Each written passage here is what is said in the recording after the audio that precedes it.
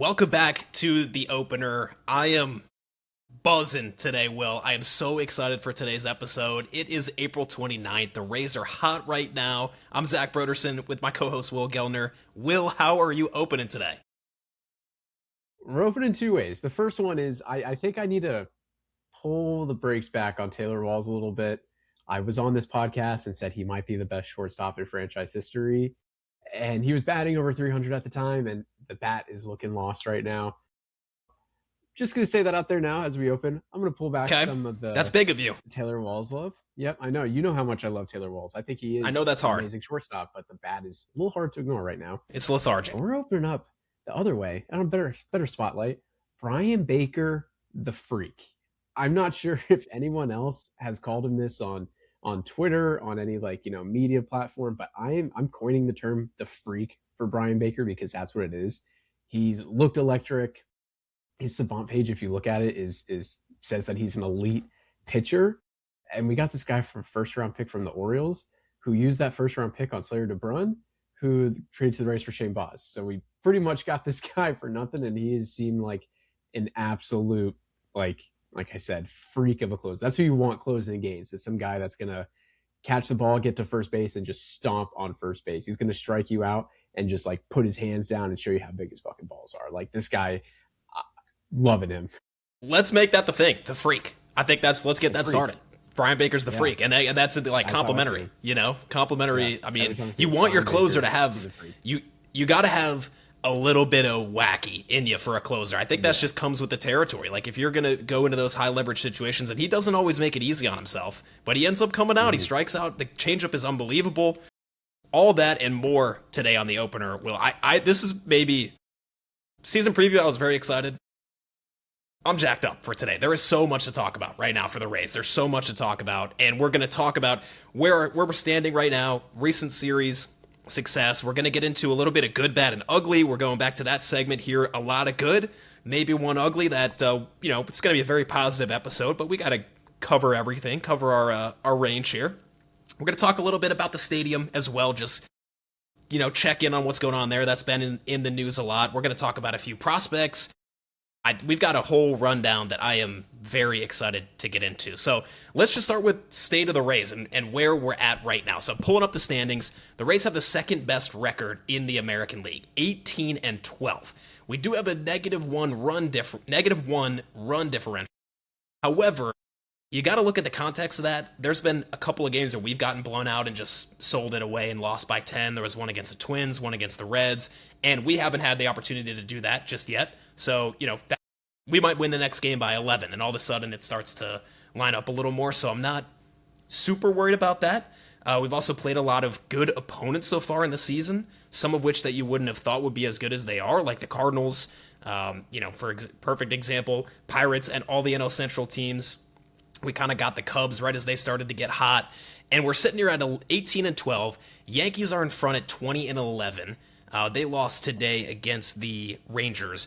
The Yankees do look good, and if you want to look at run differential, they're plus 47, so that's significant, but they do look really good, and they have reinforcements on the way, but I'm just so impressed with where we're at right now with the Rays squad, and I think you and I are on the right side of history. We both took the over going into the year, and it is very early, but there seems to be a formula for success right now for the Tampa Bay Rays in 2026. Yeah, I mean, I thought after the first 30 games that this was probably around a 500 team, right? Maybe a game above 500, maybe a game below 500. I expected them to teeter around there. I was pretty excited with this season. I took the over. I think I said they were around 90 plus wins. I'm actually surprised how good they are doing against American League opponents, and the NL Central's tough. So taking 5 out of 15 of those, sure, we'll take it. We don't have to play them again the rest of the season, but they are just beating you with every ways, right? There's the small ball, which they really haven't done too much in the last couple of series, right? They're hitting some home runs, they're hitting some clutch hits, some gap shots. They seem like just a full, complete team right now. They really do. They really do. And it's been a lot of fun to watch, and there's a lot of passion. There is a culture that's developing this year that hasn't seemed to be there in recent seasons. There's a little bit of magic. The The Twins had a little bit of magic early in the year. We sweep them over the weekend with some great pitching performances, especially out of Nick Martinez, who comes back again against the Guardians yesterday and has another great performance, 2 in a row. He's in the top 10 for ERA right now so far this season, pitching his ass off, and everything's landing for him. It's been great from Nick Martinez, and we take 2 or 3 from the Guardians, which is always a team that can counter the Rays. It's kind of like fighting fire with fire. A very similar type of team. Right now, I'd have to give the edge to them pitching-wise and give the edge to us lineup-wise. And we were able to push just that couple extra runs over until today, taking 3-1 loss. And we kind of just got Gavin Williams. I mean, he's a guy that I forget about sometimes, and just how good he is, and he showed that today. In what was a weird game that's not getting me down at all, just kind of throwing that one out because we won... was it 6 of our last 7 or 5 of our last 6, something like that. And so it's just a good time right now for the Rays. And we've got so much to talk about. So I want to give Kevin Cash some props because especially in this Guardian series and throughout the year, for the most part, I can go back to the very beginning when he put Junior Caminero at first base, and maybe put that against him. But since then, I forgot that even happened. It's like lost my. That's. I know. Excuse me.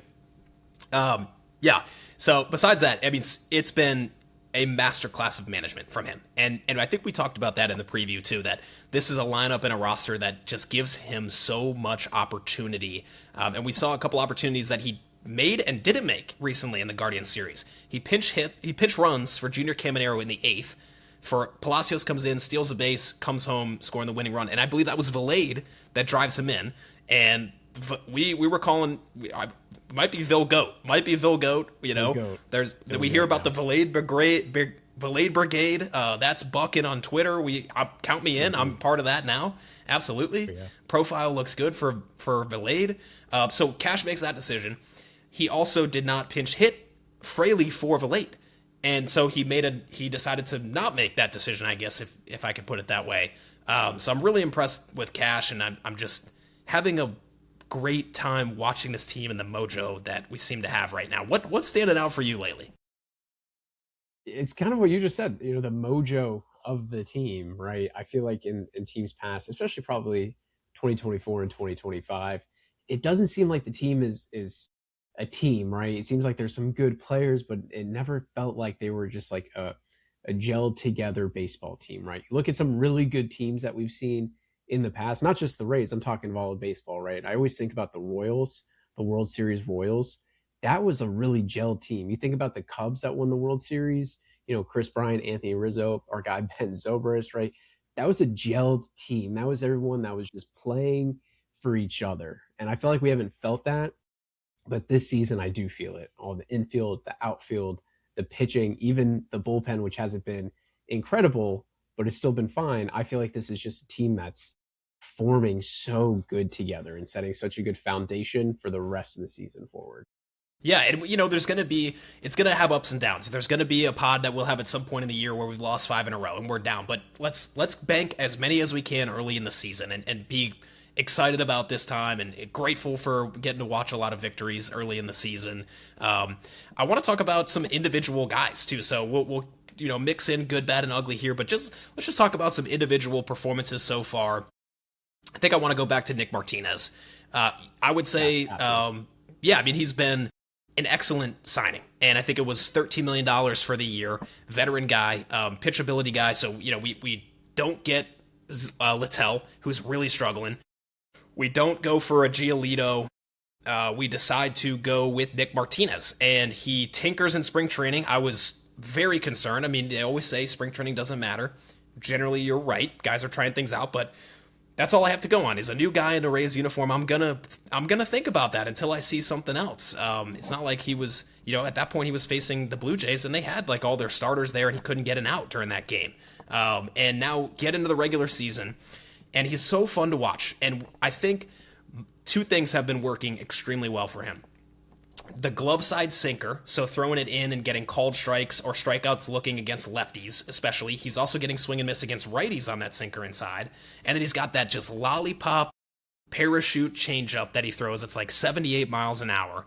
And it's this is what it's a neutralizing pitch for him because he's not going to blow it by you. So when he can get called strikes, not even just with that sinker, with cutters, backdoor cutters too, and then he can drop that changeup as just, let's say he's a 2-1 count and you don't want to go sinker, you don't want to go four seam, you can just lollipop a changeup in there and it looks so juicy coming over the plate at your eye level, and then it breaks down and away and you make weak contact, or you foul it off, swing and miss, and all of a sudden he's back in the count and then he gets you with a front door sinker. It's been masterful so far, and some of the underlying metrics would say that he's going to come back to earth, and he will a little bit, that's for sure.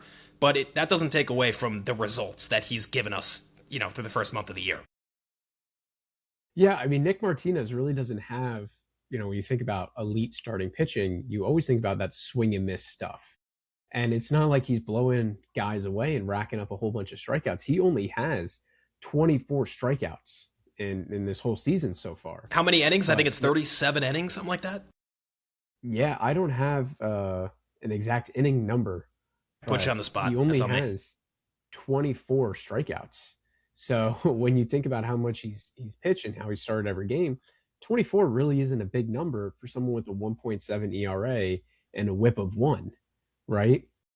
He's just being incredibly efficient, but what he's really doing is limiting that hard contact, and really what the Rays love is he's not giving up any walks. So he's attacking 9 walks, attacking the hitters, and he's letting the fielders just kind of do their jobs out there. And that's, I think yesterday he was through 7 innings.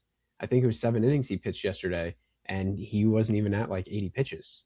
He probably could have kept going out there. Well, he did go out in the 8th, and then I think he walked. I think it was Quan. He walked, and then they pulled him after that. But, he is just kind of throwing strikes, letting guys just kind of roll one over or pop one up and heading on back to the dugout. It's been really, really impressive, actually. Yeah, it has. It has. So what he's been so good at is getting weak contact, and we saw that a ton yesterday, just lazy fly balls, and weak fly balls are some of the best results that you could have. That's going to get caught.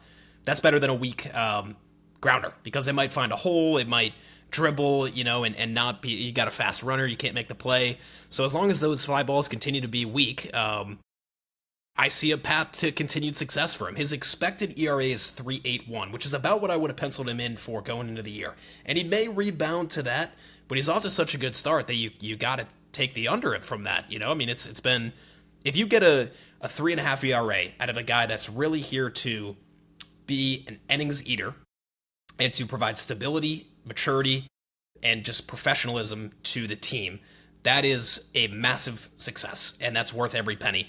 And I have to add one more thing. He is a great mojo and team player on the mound. The positivity and the personality that he's bringing is really exciting to watch. The way that he reacts after a good play is made. The way that he reacts after just a regular play is made. Giving a high five to Caminero on a routine grounder. Pointing to an outfielder when they make a solid play. He brings a really good positivity on the mound, and I think guys love being behind him too because he keeps them busy with that weak contact. They can make plays, show off their defense. I have nothing but good things to say about Nick Martinez. It's been a pleasure. The other guy too, Steven Matz. He's not gotten the same quality results just yet, but has had some very good outings. Has not gone quite as deep into games for the most part as Martinez has. Got touched up against the Reds. Sal Stork got him. Ellie De La Cruz, I think, also got him in that first inning. I could be misremembering, but gave up a couple of home runs. I'm still optimistic about Steven Matz too, and this is a guy that we have for 2 years. I mean, anything could happen, but tail end of his career, him and Martinez have ended up being what Pepio I thought would be. I mean, Pepio has a higher ceiling, but we went into the season preview kind of talking about how Pepio would be the 170, 180 innings guy, and now he's on the 60-day IL. And at some point, he's going to come back and give a boost to the team. Schultz can get booted out, or maybe Joe Boyle, who's also on the IL. He's on the 15-day.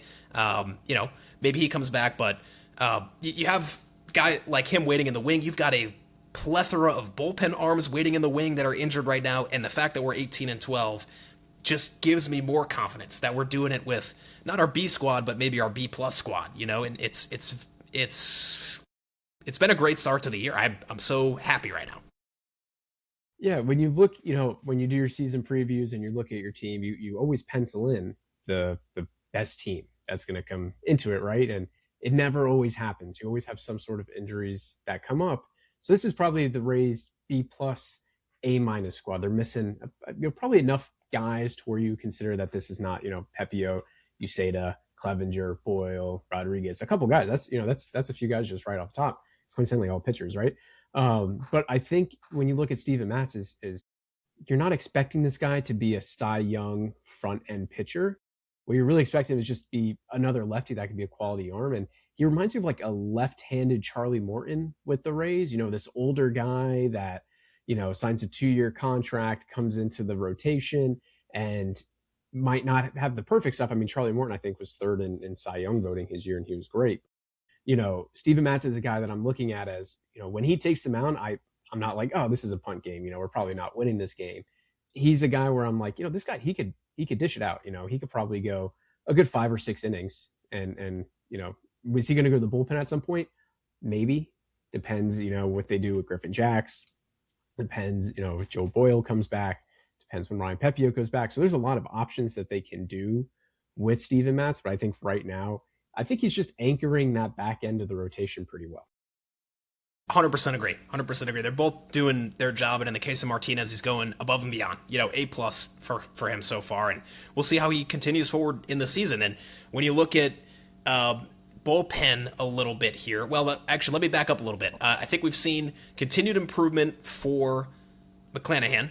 Still, the fastball it doesn't have the same edge and sharpness as it once did. I didn't expect it to. Leaning more into the secondary stuff, which is a smart move in that case. So he's continuing to build up, which is very exciting. What are your expectations or thoughts about McClanahan this year? Do you have, if you could pencil him in for, what would you pencil him in for, innings and ERA wise? Innings, he'll probably hit 150 max. That's the absolute max. I can see him being even less than that. Probably like 130 is the number that they have for him. They're going to probably get to a point they're going to start limiting his innings like they were doing with Drew Rasmussen. Even when he's having a good outing, they're going to pull him because they have a set inning count or a set pitch count for the year. I think Drew Rasmussen last year was exactly 150 innings pitch, maybe 150 and a third innings pitch, right? They're pretty exact on that stuff. In terms of his ERA, I would like to expect a sub 4 ERA. I don't think he's going to be, getting a 2.7, 2.4, a sub 2. I think sub 4 is a good number. Shane's still a very, very good pitcher. It's just you haven't pitched for 2 years, and now you got to kind of figure stuff back out, right? The intensity on the mound in a game, sometimes making those adjustments in a game setting. His fastball's starting to kind of pick up that velo. I think we've seen some 98s. 97, 98. Yeah. So that's a good sign. I don't think we're going to constantly or consistently see that super. I think we're going to see it probably a little bit here and there throughout a game. I think we're starting to see Shane McClanahan kind of turn back into what he was before all these injuries happened. We look at guys, like Sandy Alcantara. He was injured. He had his time in John. It took him a little bit to get back, right? This isn't just I hurt my hamstring, and you come back out and you can run no problem after when you're all good. This is a pretty big surgery, and it's probably more of a mental game than a physical one. Can I trust my arm? Can I trust my elbow? Can I trust throwing this pitch? So I think Shane's going to be good. I actually think he's probably going to be one of our best pitchers when we get towards that post All-Star break part of the season. Yeah.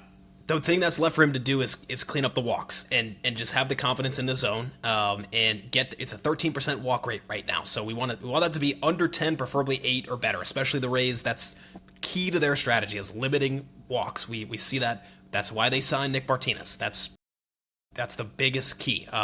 Obviously other intangibles about him as a person too, but that's his superpower is pounding the zone and getting weak contacts. Yeah, I still feel I continues to ramp up. I'm having a lot of fun watching him as a fan, so I'll throw that in there as well. So I wanted to touch on that before we talk about the bullpen just real quick. So the key for us, we've got to get Clevenger back. He's ramping up, could be here in the next week or so. That way you can take some of the lefty lanes away from Ian Seymour, who if I could talk to Ian Seymour and why would he give a shit what I have to say? But in a theoretical world, watch Parker Messick and watch exactly what he did. Funky lefty. Messick's probably got another mile an hour or so on the fastball, but same kind of thing. Deep pitch mix, really good changeup. The thing with Messick, who was really impressive, and the fact that we won that game was fantastic.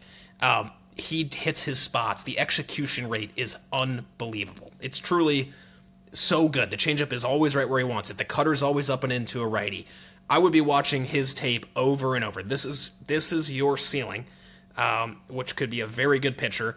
So I still mostly believe in Ian Seymour to be an above average pitcher, generally speaking, but I don't know. We need Clevenger to be back so we can throw 96-mile-an-hour sinkers from the left side at guys.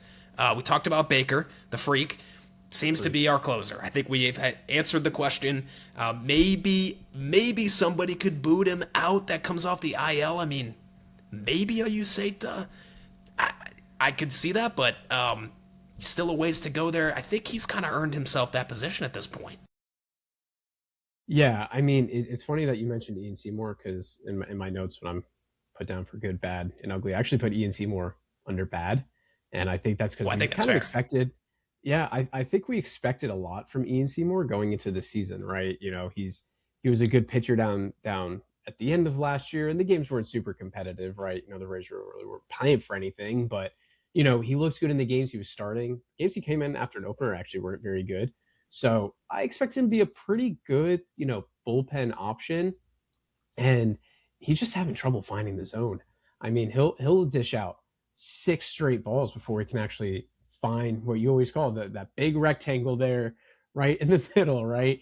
It's that one thing there that it takes him a while to find it. And when he does find it, he does look pretty good. He really isn't giving up a crazy amount of hard contact, but I think, except for what I read, is Clevenger is close. Cash said he's going to pitch back-to-back days this week before being activated.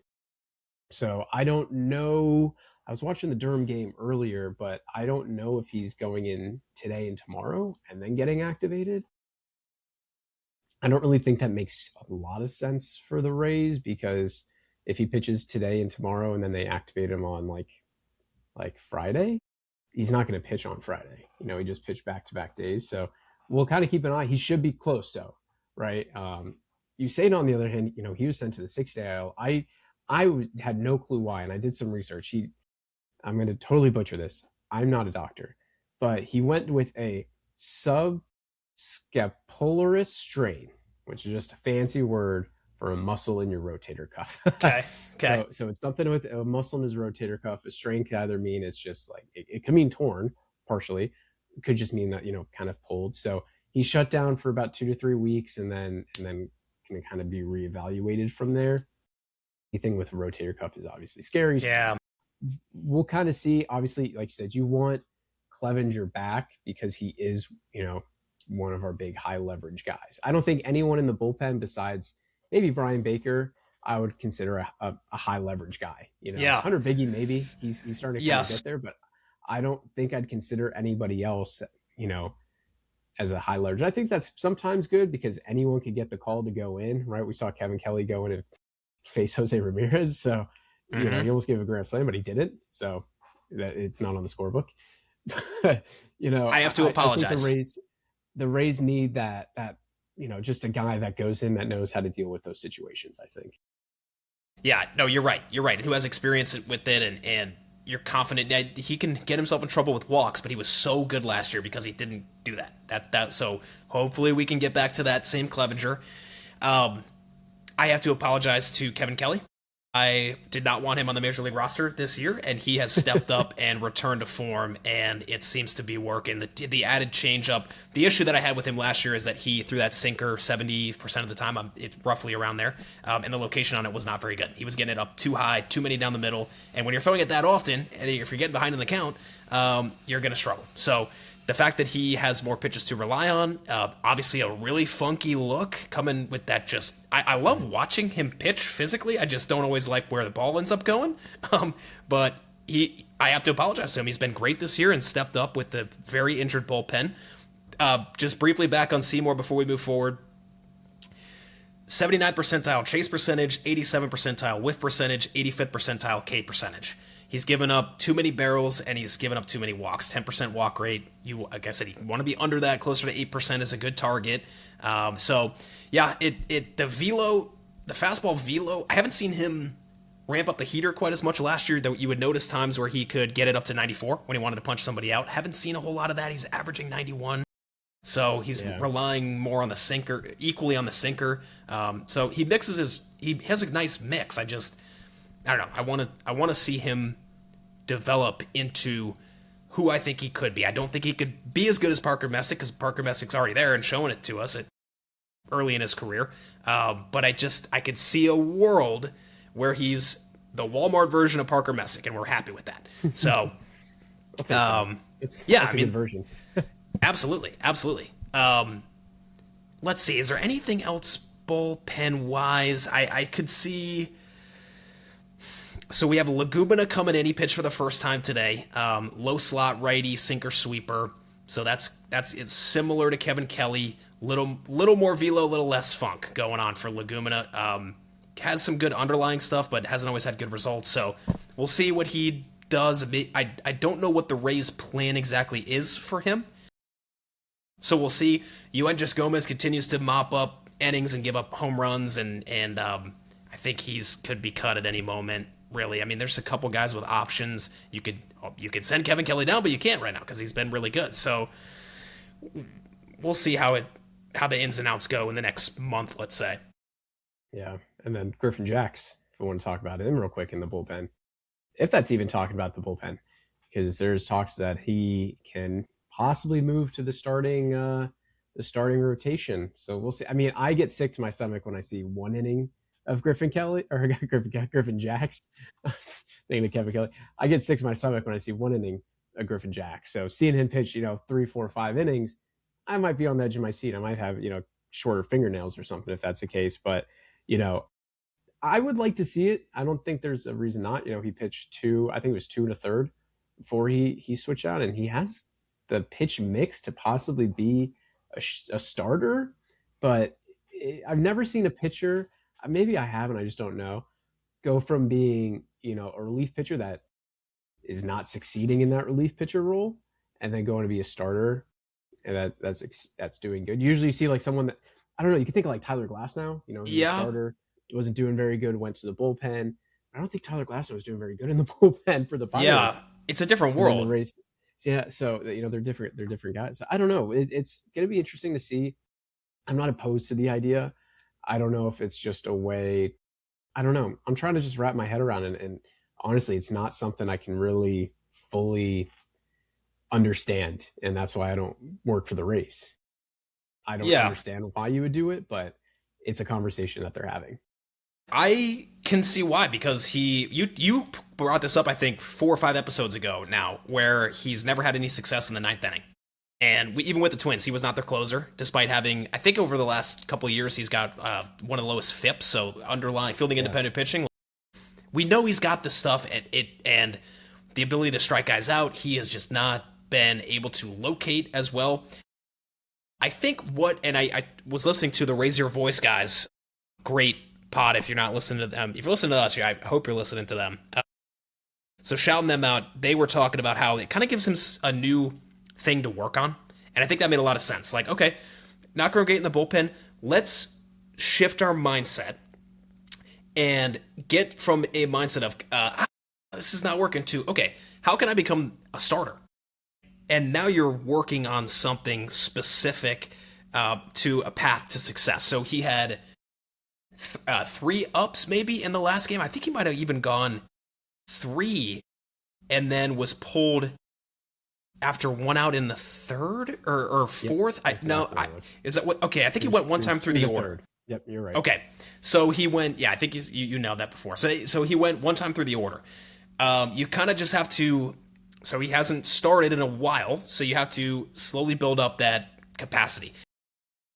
I don't know if we need to do this, but there's another thing you could do with him too. So there's a lot of guys in our bullpen that can go multiple innings. Englert and Jax is going that direction. Who else? I feel like everybody at some point has gone multiple innings. Kevin Kelly's thrown 2 innings. Kevin Kelly, yes. Yoendris Gomez, but at some point. You know that Seymour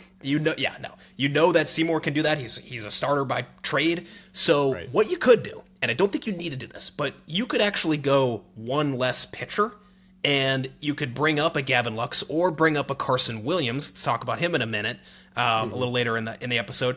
And you could go one less pitcher and just kind of have like 8 starters and just do weird shit. Like we could do that. That's a very realistic possibility.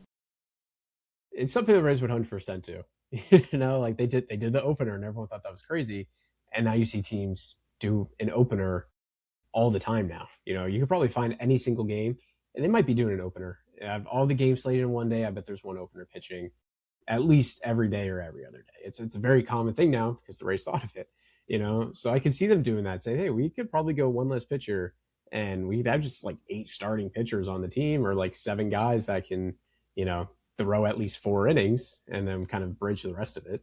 So, I mean, I wouldn't be surprised. I think when you look at like the position players besides one specific person, actually probably 2 specific people, you don't really want to change much that's going on. Yeah, let's transition to some position players. That's a very, very good transition. So I think we, just to loop this into good, bad, and ugly, our segment, there was a lot of good that we just talked about. You know, a couple of guys in the bullpen that you could put in the bad. You know, maybe go. I don't even want to talk about Yoan. I want him to succeed, but when you talk about bad and it's all centered pretty much around the bullpen and only a couple specific guys, that's pretty good. Yes, it's pretty good. Agreed. Yeah, you're right. You're right. And so. Okay, let's talk about some good in the lineup and the position players real quick. So I don't know if there's much that we could even say about Caminero, Aranda, Yandy. They have been our best hitters. Aranda has been walking a shitload. He's been hitting the ball hard. I have not much to say. You know what you're getting out of Yandy Diaz. I will say this on every podcast until we don't do this anymore. Whatever happens. We need to sign Yandy until he's 57 years old. I can't imagine this team without him. And then Junior. We've been impressed with his ability to lay off the sweepers and sliders away. He's had some great takes. He understands how pitchers are going to attack him. He's starting to find that power again. Some of the home runs he hit against the Twins, that 2-homer game, were absolute piss missiles. He got to Taj in the first on that fastball up and out of the zone. I stood up out of my chair and let out a scream. Dead center, over the batter's eye in the Trop is no joke. That is a rocket. There's not a lot of guys who can do that. That's like O'Neal Cruz territory up there. Yeah. So those guys have been excellent. We've seen a little bit of a downturn from Chandler, but I'm not going to look too much into it. I think let's just keep giving him more and more time to improve, be himself. We have not seen quite as many bunts lately, maybe not as many opportunities. Nick Fortes, I think, just good. So a lot of good. I guess before we go to bad and ugly, do you want to add anything to some of the good? No, I think Johnny DeLuca has been great. Yes. I don't think he's getting his justice done because the Rays, you know, we're going to talk about him in a little bit here. The Rays had spent the money on Cedric Mullins, so they pretty much have to play Cedric Mullins. But I think Johnny DeLuca is probably earning that keep that he should probably be the everyday center fielder. I think he has looked great. He's been clutch. His bat looks good. He has good defense. He's one of my favorite guys. I have a couple of Johnny DeLuca autograph cards. I think he's a stud. I love this guy. But you know, I'm waiting for the day that he's starting against righties. And I think for Chandler Simpson, yeah, he's probably gone down a little bit, but you know Chandler Simpson's game, right? And a 900 plus OPS and you know a 450 plus batting average was never realistic. But him hitting over 300 and you know a 650 OPS, we'll take that, right? His game is getting on base, right? Hitting those line drives, those bunts, just kind of getting on first. As long as his on base percentage stays up, he's still a very good ball player. And his market, this is not, you know, you have to look at this.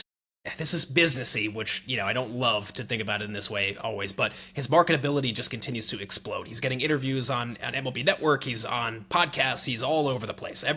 Everyone wants to talk to Chandler Simpson, and rightfully so. He's bucking a trend of 3 true outcomes. He's bucking a trend of power. He knows who he is. He believes in himself.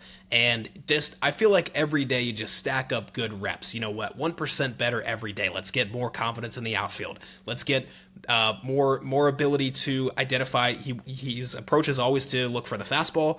If you get a breaking ball in the zone, he'll pull it down the line. We've seen that throughout the year. I think I've noticed with him, I want to talk about Walls in a minute, but him and Ben Williamson and Hunter Fiducia are 3 guys who stare at too many pitches down the middle. Hitting is incredibly bleeping hard, so I'm not gonna explode. But the eye test, you watch him. A lot of times they want to take the first pitch.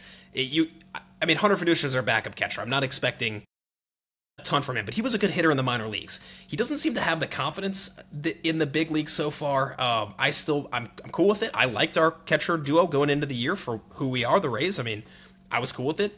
I just get frustrated. Like, I want him to, let's be a little more aggressive in the zone. The pitchers are throwing a 95-mile-an-hour fastball down the middle for strike one every time because they know you're going to take it. So let's take advantage of that and go on a good run here for a few weeks where you're a little more aggressive, you get some more knocks.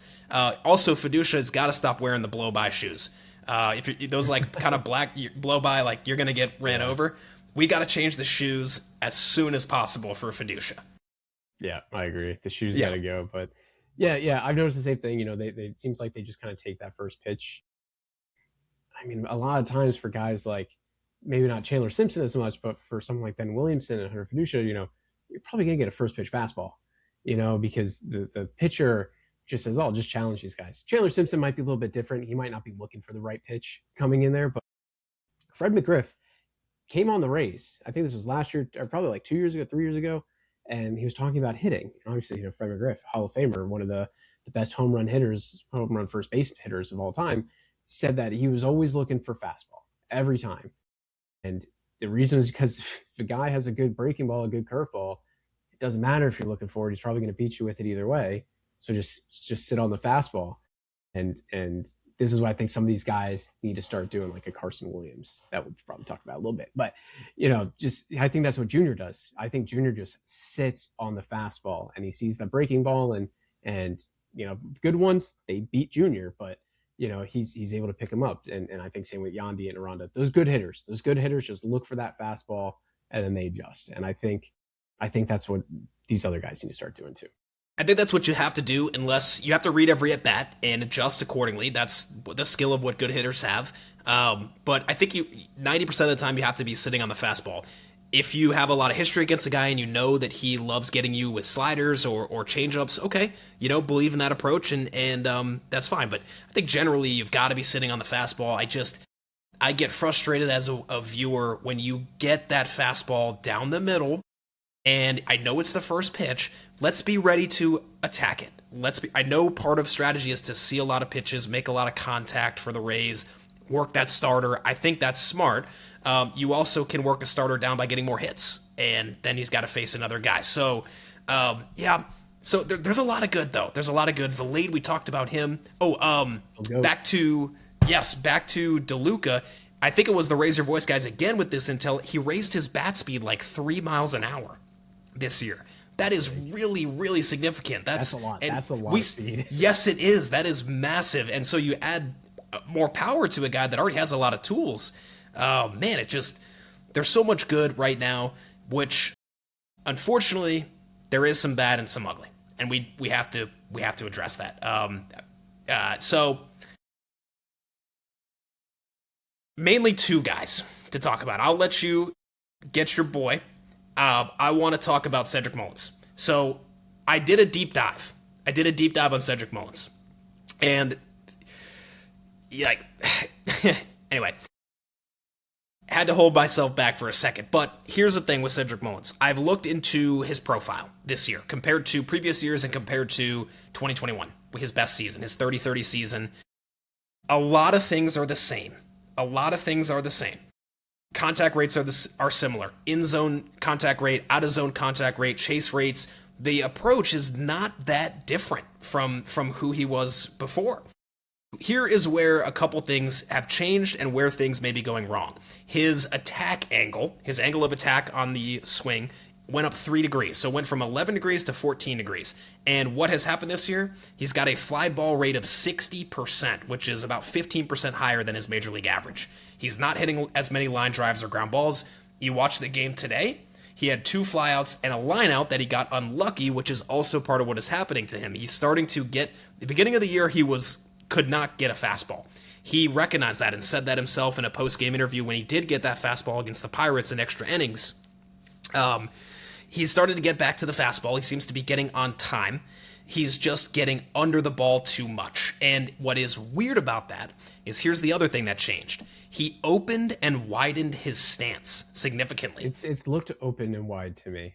Yeah. Yes, he has. So it's just it happened this year, and I don't know if that is a Chad Matola. Hey, let's try to make a look because when you're doing that, generally you're trying to make more contact, but that's not really Cedric Mullins' identity. He's never been a guy that's gonna. He's not Chandler Simpson. That's not. He's gonna hit. He's gonna hit you 20 home runs, and that's what you want him to do. You want him to play good defense, run the bases, and have a bit of power into him. So I don't know why they made that change. His bat speed is down a half a mile an hour. I don't want to read too much into that. I mean, he's older. He's almost 32. You know, it's not like he's 37 and truly like over the hill, but it's just I need to see him with intentionality trying to hit more line drives and ground balls. I know ground balls aren't as good as trying to pull the ball in the air, but he's not pulling the ball in the air for home runs. He's getting underneath the ball and popping out. So this is what I took away, is that a lot of things are very much Cedric Mullins, and there's just a couple of things that I'm not sure why he's changed them, or maybe the race had changed them, and maybe he's adjusting to that, maybe caught in the middle a little bit. Here's what I want to say. I don't think we need to cut Cedric Mullins. I don't think we need to overreact. I think he's going to normalize back to what he's been for the last 4 or 5 years. Not 2021, his peak season. I think he's going to get to a 90 OPS plus, and I think he's going to be a slightly above average defender and a slightly above average base runner. And I'm not worried about Cedric Mullins, even though the results have been awful, and maybe I'm in the minority. Yeah, I mean, I think we said it was the first or second episode. You know, you kind of know that floor you're going to get with Cedric Mullins. You know, and you also kind of know what that ceiling is, right? You know, this guy isn't going to be, you know, an all-star for you, but you also know he should be a pretty consistent hitter from what you see. Just he's been in the big leagues for a long time, and he's been pretty consistent throughout it. So, yeah, they spent a lot of money on him. So you want to, I think it was like $6.5 million for this year, and then an option for next year. So, you know, I didn't know all those stats. I did think his stance opened up a little bit, but you know, he's one of the big free agent acquisitions that they picked up. So obviously you want to kind of see it through. You don't want to give up on him, you know, super fast. I say we let it keep running for at least a couple more months. And I know that might sound like a long time, but there's not there. I really tried to look for anything that I could find to say here is the issue, and really I think it's the attack angle. Just need to be a little more level in the swing. You want him to pull the ball in the air. You want him to pull it for home runs. That is his game. He's not going to hit too many opposite field home runs. That's not what he's here to do. But we got to find a little more balance, I think. So, yeah, I'm still I maybe optimistic is not the right word, but I still think we're going to get roughly what we expected out of Cedric Mullins.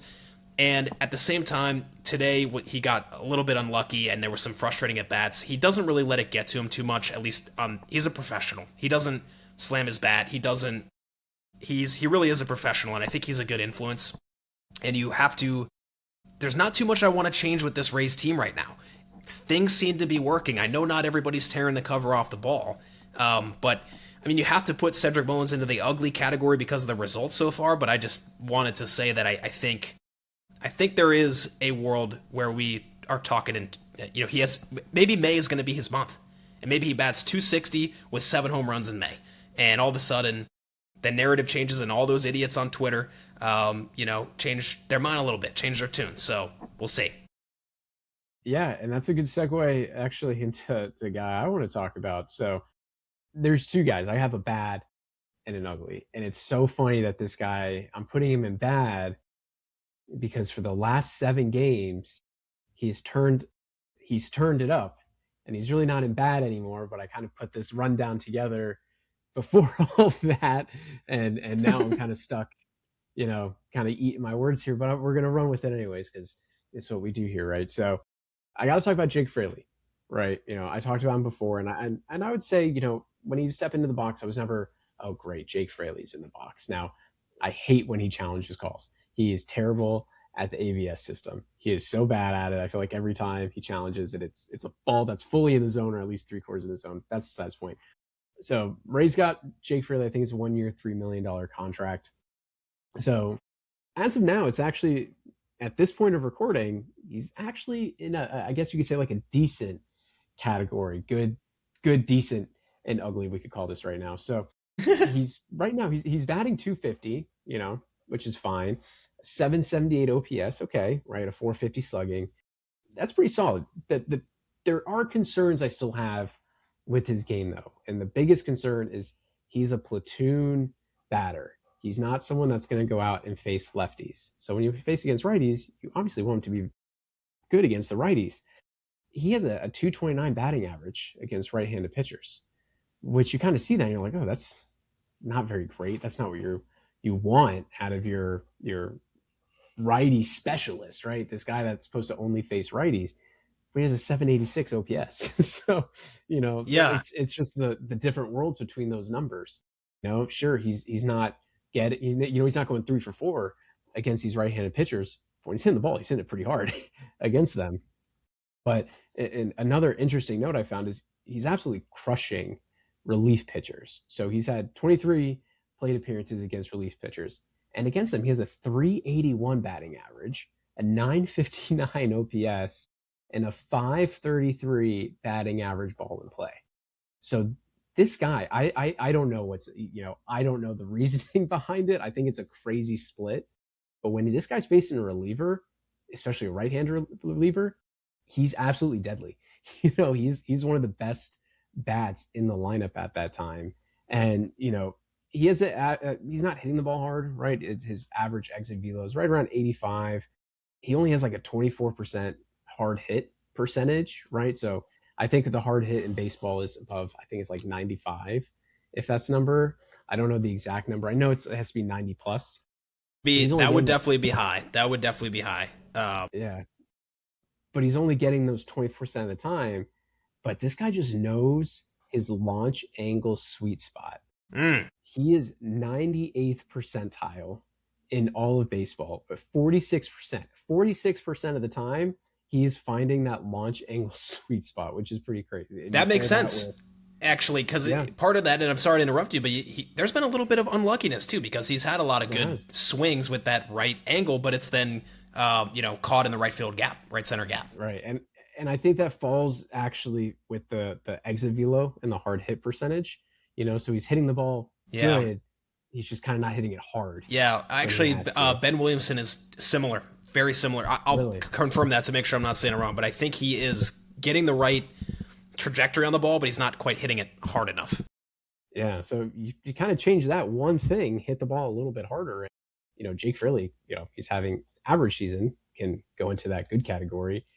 But you pair some of that stuff, right, with his he's pretty average at taking walks, his whiff percentage, arguably a really good chase percentage. So like I said, we kind of did this right up, and then Jake Fraley turned it up in the last 7 games, and it kind of changed the narrative about it. But it seems like it might have just been a slow start for Jake Fraley, and he's really finding his footing. Yeah, I agree. I mean, he's actually been. You're right, he's a platoon, but overall he's been good, and I didn't know that he is hitting it at that right angle. The chase percentage is good, the whiff rate's good, the walk rate's good. He's just not hitting it that hard. His bat speed is actually 72 miles an hour, which I think is MLB average. That's about 1.5 miles faster than Cedric Mullins, for a comparison. And Cedric Mullins has been a 20 home run bat. So if you combine good bat speed with the right trajectory, I think that would be a recipe for success.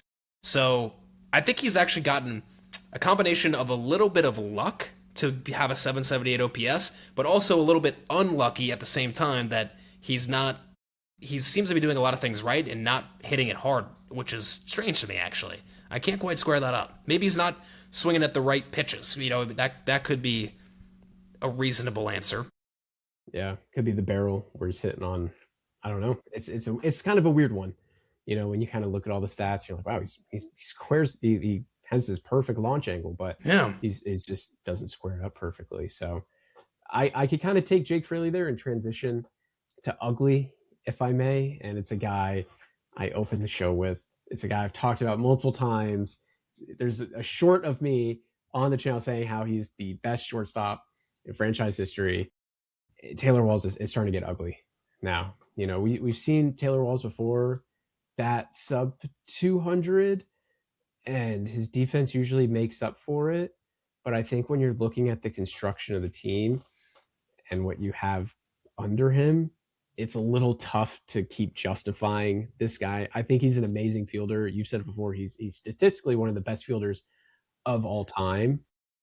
But that bat is, I think in the last 7 games he has like 9 or 10 strikeouts. And sure, the other night he walked 3 times, but if we're being honest, you need to do more than that in the major league. And as much as I love Taylor Walls, it's starting to you kind of look at Carson Williams in Durham, who's playing pretty well over there, and thinking, is it this time? might be the changing of the guard now. It might be time to say thank you, Taylor Walls, for what you did, but now it's time, for Carson Williams possibly. It's funny because when he came back against the Cubs, he had like 2 or 3 great games, and there's still a part of me that says like Taylor Walls is a huge part of the puzzle piece for our success, but I want to give him a wider sample size, but it has looked lethargic this year, like even worse than usual so far. 514 OPS up to this point, even with that hot start. That's in 59 at bats compared to last year at 600 OPS, which is still awful. But that's a big difference, almost 100 points difference of OPS for a guy that's horrendous at the plate. It's the difference. Okay, look at Taylor Walls and compare him to Cedric Mullins. Cedric Mullins has had dog shit results, but you look under the hood a little bit, and there's a guy that is so much better of a hitter that it's not even really comparable. So that's why that's why I'm like, okay, let's just let it ride out with Cedric Mullins, see what he can do. Taylor Walls is always going to give you great defense. I know that, and it's a stopgap. But if he is striking out 26% of the time and getting blown away, and also, again, staring at fastballs right down the middle, and then when he does pull the trigger, he's late on it. So what are we looking for up there at the plate? I've never expected a whole lot of you, Taylor, but what are we looking for? And the fact that you and I are having him in ugly is kind of crazy, because we've always been a kind of a truther for him. Like, I know it sucks to watch him hit, but like this year especially, it is looking really bad. And if he's going to strike out 26% of the time and then give you no power when he does make the contact, do you just say, screw it? He actually has options. I think you'd probably trade him before you would send him to AAA. Just don't see that really at this point. You would maybe trade him to like the Nationals. They move CJ Abrams over to second base or something, and you put him at short, or find a team that can just get a good defensive shortstop in there. And maybe it's time to just give it to Carson. And I know we said he's not ready, but like, I almost just don't even care. Like, because Carson's going to strike out 34% of the time, which is awful. But at least he's going to get extra base hits. And I know the defense isn't as good, but like, if it can be a little better than average, and then improve, then I'm starting to turn the corner and say I think it's time. Yeah, and it sucks for me because like I think I've loved Taylor Walls. I remember when the Rays traded Willie Adames and Taylor Walls came up. I remember his first game. He had the double in Dunedin against the Blue Jays when the Blue Jays were playing there for a little bit. I've always been a Taylor Walls fan because I love defense, right? And I thought last year was probably one of his best years that he played. He probably could have won a Gold Glove if he wasn't hurt. I think for a defense first shortstop, his average was pretty good and his underlying stats were pretty good. But then you look at it this year, and Carson has a plus 800 OPS in Durham. He has 4 home runs.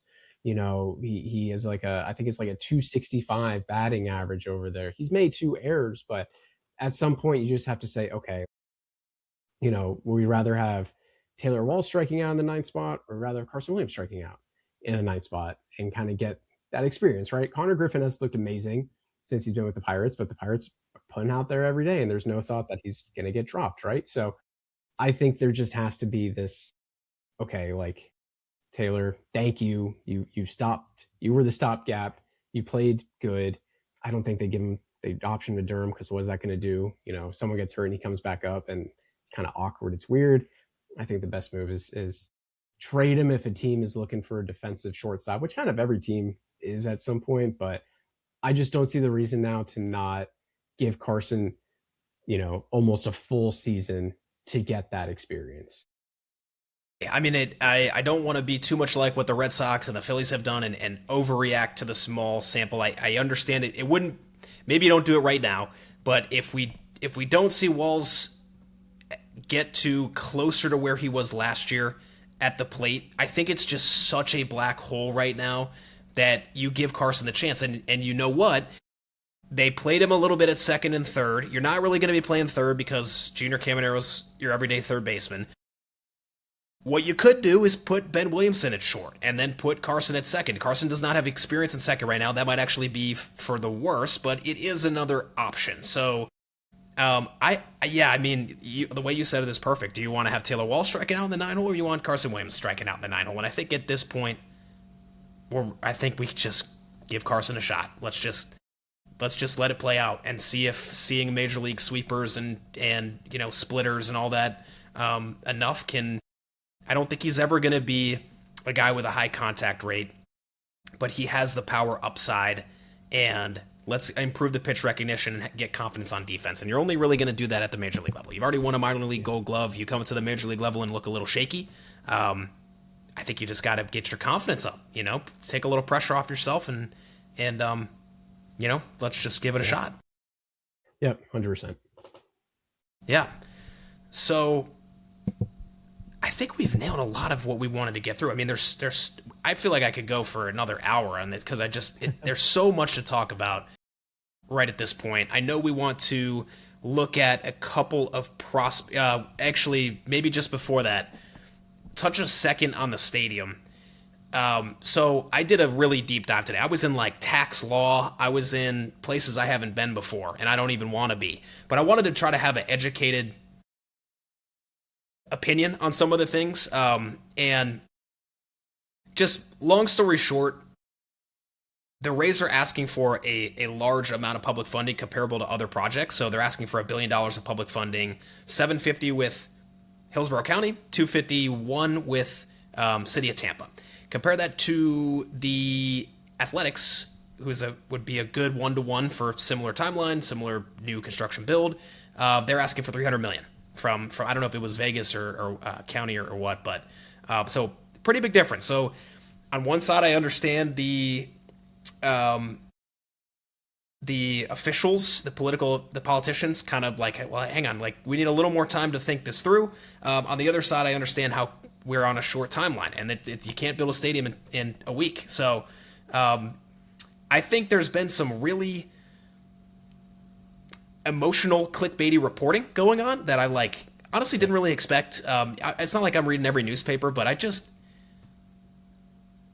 think I have confidence in these new owners. I really do. And it's a turn of the page from Sternberg, who struggled with the relationships with public officials for a long time. We know that. And they have experience in real estate and baseball operations. And I think they're asking for a heavy amount. And the justification is that you would now move the revenue from Pinellas County to Hillsborough County. So it's brand new revenue, and then you get about what happened is so there's about 0.5% of sales tax in Hillsborough County that goes to infrastructure, and so that's part of what they want to use to fund it. But also, you're hoping that all the new business there would. I read so much today. I'm trying to get this cohesive, but last thing I'll say is there's been a lot of research that public funding for stadiums doesn't always get the return that the officials are expecting. And my response to that is then why is Orlando so jacked up to come in and steal the Rays? If it's going to be a losing deal, then, but yet you've got other places that would be thrilled to land a baseball team. So right. Something doesn't quite square up to me. I think we need to continue to let this play out. It's a negotiation, and let the professionals do their job. And I still have confidence that we will have a stadium at that site as of right now. Yeah, I don't have much to add on with that. I'm still super confident that the Rays will get a stadium because, like you said, if they don't want to do it, if Tampa doesn't, Orlando's itching at it. Raleigh's talking about an expansion. Nashville wants an expansion, right? So there's other cities that will gladly, right, build a stadium and move a team out here. But I think when you look at Tampa and all the sports, right, you got the Bucks, the Lightning, the Rowdies, like how can you not have a baseball team there? So I think it's, like you said, it's negotiation, it's business, and it's politics, right? It's not something that, oh, great, new ownership. All right, bam, the stadium's done. It's going to take a little bit, but it's a short timeline. I think the Trop is till 2028. So they got to get it moving and start moving and grooving with this thing and get it rolling, or else we might be playing a couple more games at Steinbrenner in 2029. Yeah, while we're building the stadium right across the street from it, which would be pretty funny. Yeah, Yep. Yeah, I still feel confident. I'm going to let the professionals do their job. And let's remember, too, that this is a pretty interesting venture in the fact that you are building a mixed-use development with a plan to do something similar to the Battery in Atlanta, which people love. I know people who live in Atlanta. They have a great time there. So you're trying to build a all-encompassing ecosystem. You also have the college there. So you're going to have a young, influential group of people that want to go out and do things, and it's going to be right next to the Rays Stadium. So that to me is an immediate boost in attendance, and then you're obviously in a better location traffic-wise and number of households within a reasonable driving distance. So I think they're going to find a way to get it done. So I wanted to just get on that because there's been a lot of bullshit, frankly, in the news lately, and you got to try to read some things yourself and make your own opinions, right? Harder to do in this world. Okay, let's get back to the team, and I know we want to highlight a couple of prospects, and then we'll close things out and we'll call it a day. Yeah, we'll keep it quick, right?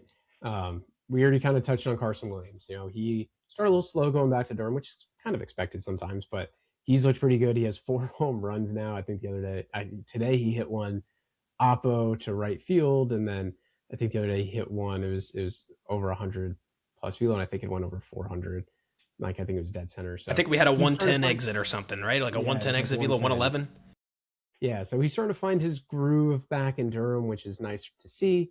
Like I said, he has a plus 800 OPS. I'm pretty sure his batting average is like plus 265 or something. So he does have 2 errors in the 16 games, which not a huge fan of, right? For a guy that's supposed to have this great defense. I feel like he makes too many errors.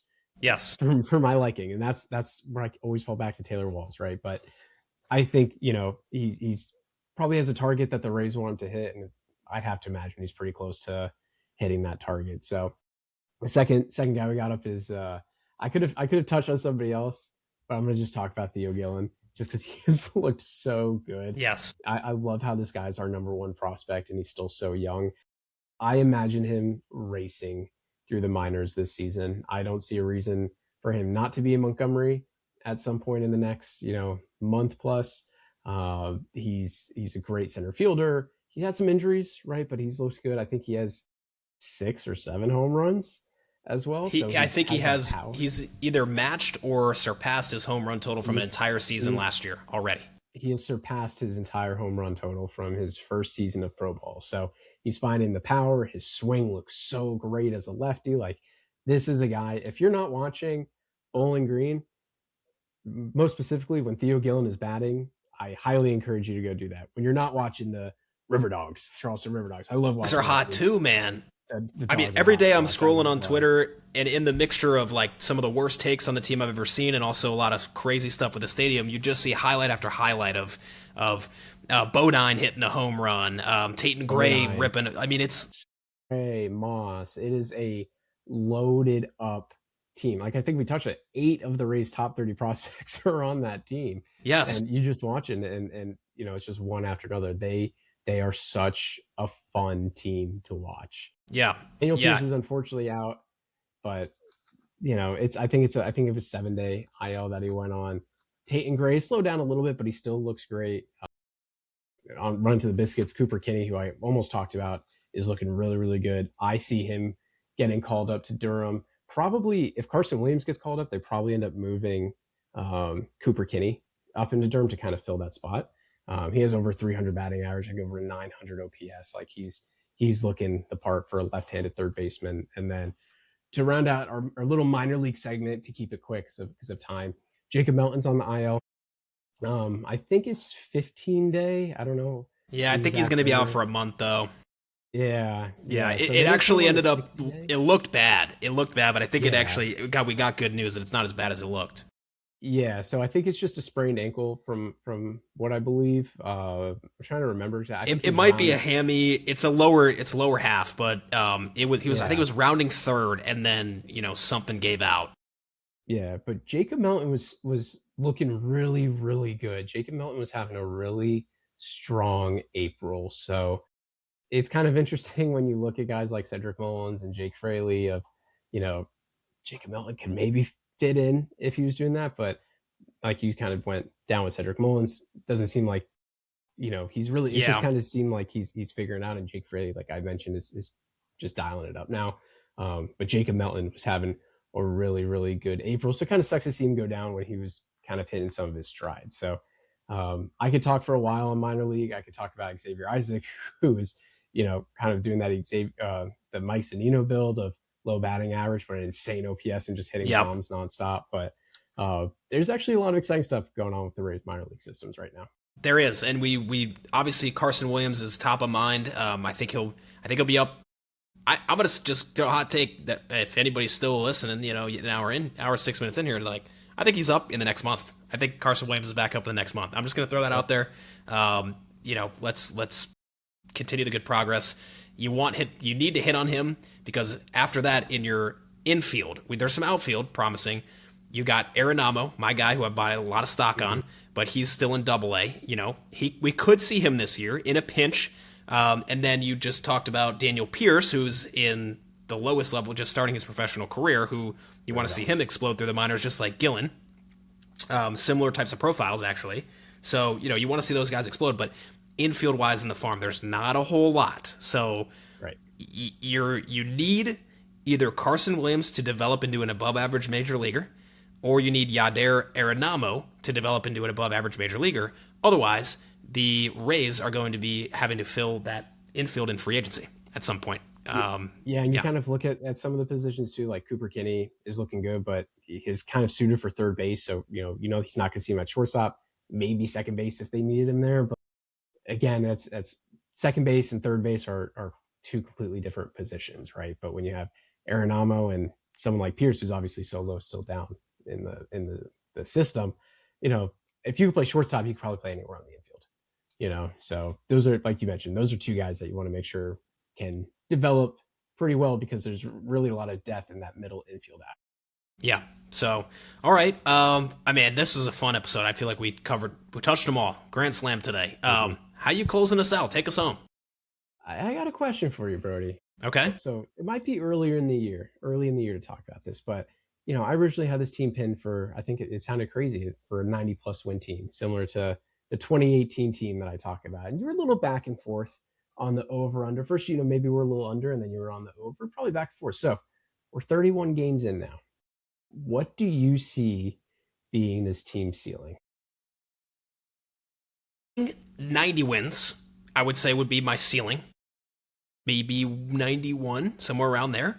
I would say what I would project them is still for about 86 wins. And you just have to roll the dice that that's going to be good enough to get into a wild card. And the way that the AL has started, it would look that way. They're the number one wild card team right now. 30 days, that's a long way to go. But I still, the ceiling is not as high as Yankees, Dodgers, Cubs, probably 5 or 6 teams that I would say for sure have higher ceilings. But I think we've shown that our floor is pretty good because we've already got whacked with some injuries and we're still 6 games above 500. And I think I still would project 86, 87 and hope that could get us into a wild card. You didn't ask this, but we're going to talk about this probably in a month or so. If things keep going the way they are, I'd be curious where we look to add if we become buyers. I look at that. If the Red Sox stay dog shit, I look at that outfield. Is there somebody out there that could come in and, take over? I mean, I know we were just talking about Mullins, but could you take somebody from there? Duran, maybe? Maybe. Or I would love Cedon, but I don't see them giving up Cedon because they got him on it. I'm pretty sure the Rays tried to trade Yandy for Cedon a year or two ago, and they said no. I could see that. Yeah. You look at maybe we have bullpen reinforcements coming. I don't think there's much you can do in the infield. Maybe second base if you wanted to send Williamson back down and Palacios, but you have Lux. I don't even know. It's a logjam. It is, which is funny because it's kind of a logjam in the infield, like right at the major league level. But then you look at the prospects, and there's just not much going on. But I'm looking forward to, if we continue to play well, you and I could do our best to try to guess, which is incredibly hard to do with the Rays, to try to guess who they might bring in. Well, the guy that just picked up might end up being the best. For some reason, that's how it always with the Rays. They'll make a move weeks before the deadline, ends up being this crazy, amazing move. Who knows?